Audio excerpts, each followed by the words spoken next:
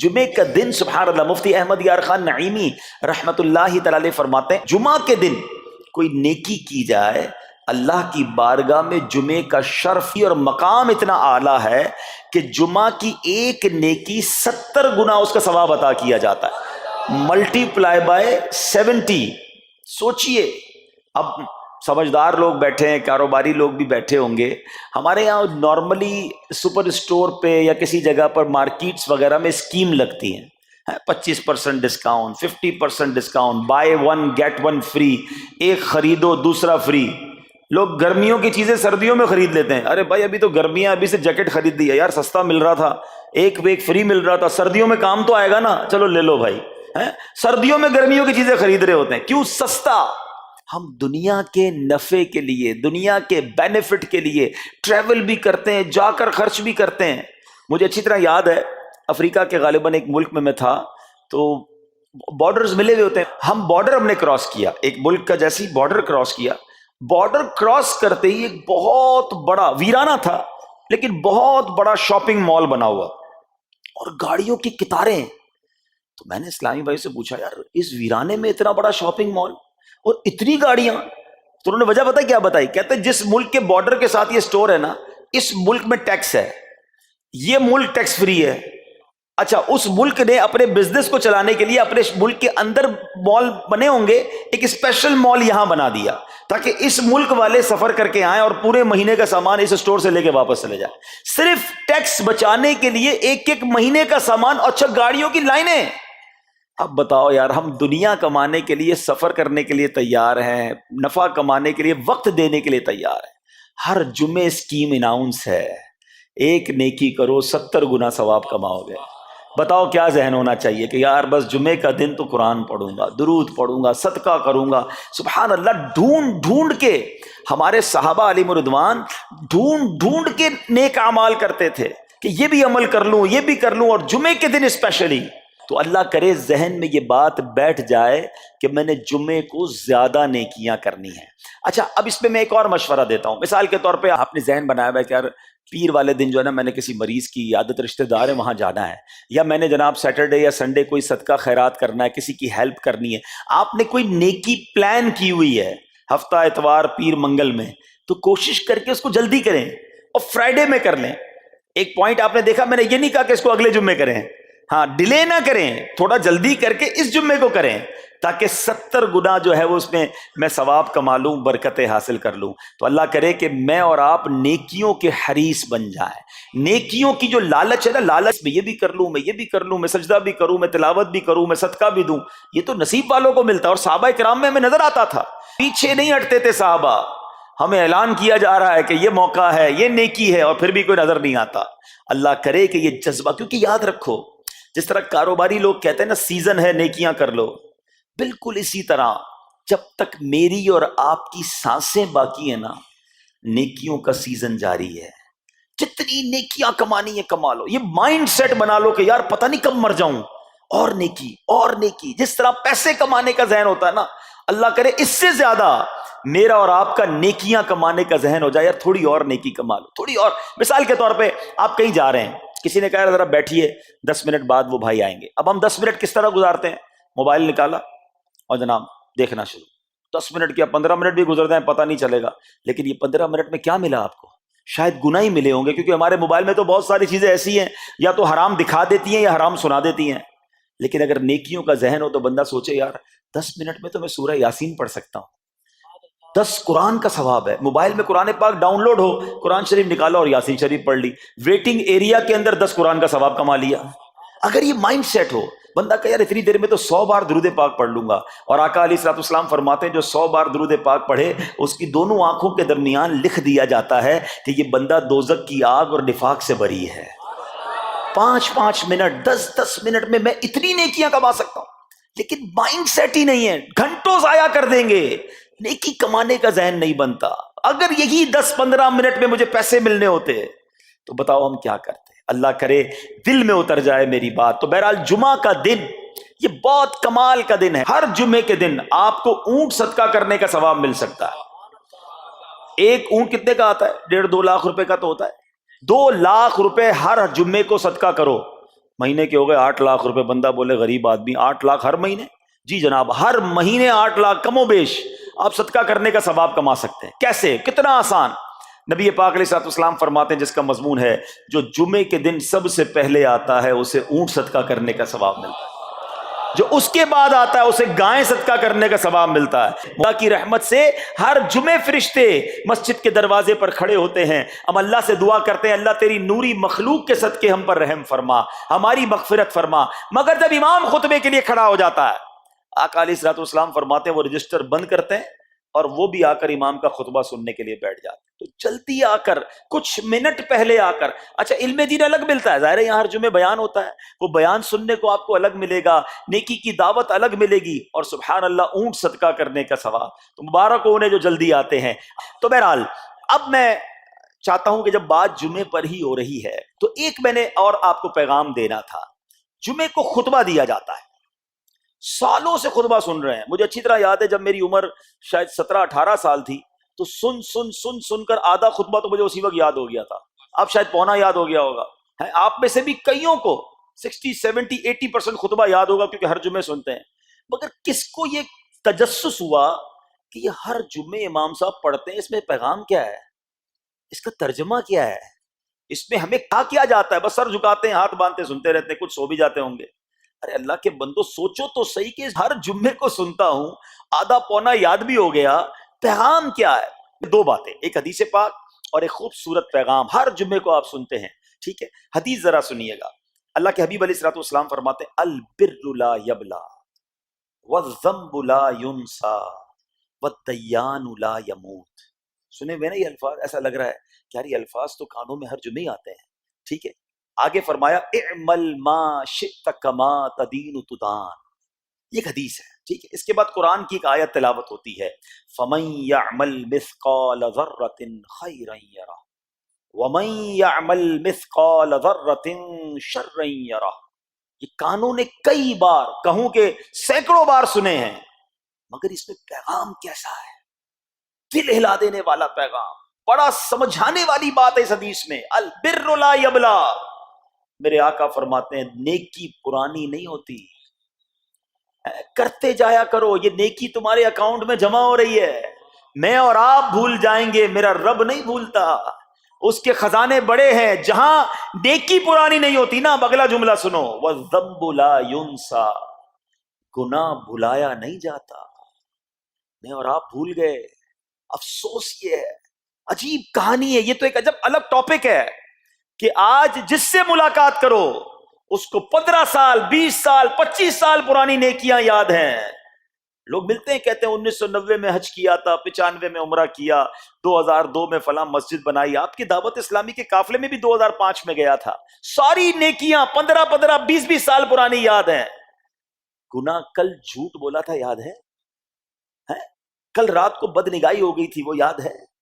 پرسوں غیبت کی تھی وہ یاد ہے؟ سالوں تو چھوڑو، ہم گھنٹے پہلے کا گناہ بھول جاتے ہیں. مگر حدیث ڈرا رہی ہے، سمجھا رہی ہے کہ دیکھو وَالذَّنبُ لَا يُنسَى. گناہ بھلایا نہیں جاتا. تم بھول گئے ہو اگر کہیں لکھا ہوا ہے، جواب دینا ہے. اور آگے فرمایا وَالدَّيَّانُ لَا يَمُوتُ. فرمایا کہ جو فیصلہ کرنے والا ہے اسے موت نہیں آتی. اللہ کو موت نہیں آنی، میں اور آپ مر جائیں گے. جس نے ڈیسیشن لینا ہے، جس نے فیصلہ کرنا ہے، اسے موت نہیں آنی. پھر آگے فرمایا اعمل ما شئت کما تدین تدان. کر لے جو کرنا ہے، جیسی کرے گا ویسی بھرے گا. پھر قرآن کی یہ آیتیں سمجھا رہی ہیں فمن یعمل مثقال ذرۃ خیرا یرہ.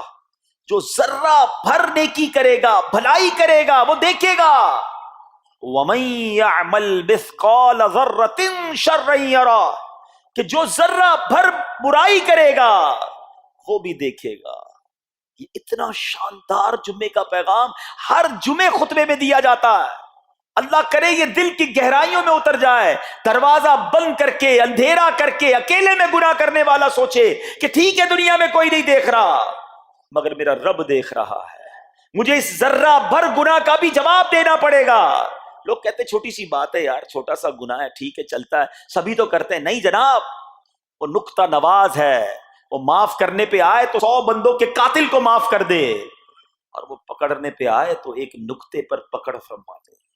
ہمیں ڈرنا ہوگا، ہمیں خوف اپنے دل میں طاری کرنا ہوگا، کیونکہ یہ گناہ میری آخرت میں میری پکڑ کا سبب بن سکتے ہیں۔ بالکل اسی طرح چھوٹی چھوٹی نیکیاں سمجھ کے چھوڑ دیتے ہیں، یار سنت غیر موقدہ ہی ہے نا، نفل ہی تو ہے نا، سنت ہی تو ہے نا، ٹھیک ہے درود پڑھنا چاہیے، نہیں پڑھا تو کوئی بات نہیں، ارے یار کون اجتماع میں جائے، کون درس میں بیٹھے، صدقہ دینا کوئی واجب تو نہیں، زکوٰۃ تو پوری دیتا ہوں، چھوٹی چھوٹی نیکیاں سمجھ کر چھوڑتے ہو۔ ارے وہ تو کتے کو پانی پلانے والے کو اس سبب سے بخش دیا کرتا ہے، راستے سے پتھر ہٹانے والے کو بخش دیا کرتا ہے۔ فرمایا نا البر لا یبلا، نیکی پرانی نہیں ہوگی، کرتے جایا کرو۔ اللہ کرے کہ یہ ذہن بن جائے کہ بس میں زیادہ سے زیادہ نیکی کروں، دو لوگوں کے دلوں میں خوشی داخل کروں، مسلمانوں کی خیر خواہی کروں۔ اس ایک ہی حدیث پر، ان آیتوں پر میں مزید بھی بہت بات کر سکتا ہوں، لیکن میں نے اشارہ دیا کہ ضرور اس پر توجہ دیں۔ اور ایک شاندار پیغام ہر جمعے میں ہم سنتے ہیں، کیا شاندار وہ پیغام ہے، وہ پیغام ہے الا لا ایمان لمن لا محبت لا۔ یاد ہے سب کو، جمعے میں سنتے ہو نا، اور 3 بار کہتے ہیں امام صاحب، الا لا ایمان لمن لا محبت لا، الا لا ایمان لمن لا محبت لا۔ کبھی تو امام صاحب کو روکتے، حضور یہ ہر جمعے کو پڑھتے بتائیں تو اس میں ہے کیا؟ نہیں ہمیں کیا ضرورت ہے، بس جمعہ ہو گیا بس ٹھیک ہے، ٹائم پورا ہو گیا، فرض پورا ہو گیا۔ ارے اللہ کے بندو سمجھو تو صحیح اس میں میسج کیا ہے۔ اللہ اکبر، سنو اس کا مطلب کیا ہے، سنو، الا لا ایمان لمن لا محبت لا، سن لو اس کا ایمان نہیں جس کے دل میں نبی پاک سے محبت نہیں، ایمان ہی نہیں ہے۔ ارے جس دل میں نبی پاک سے محبت نہیں اس کا ایمان ہی نہیں ہے۔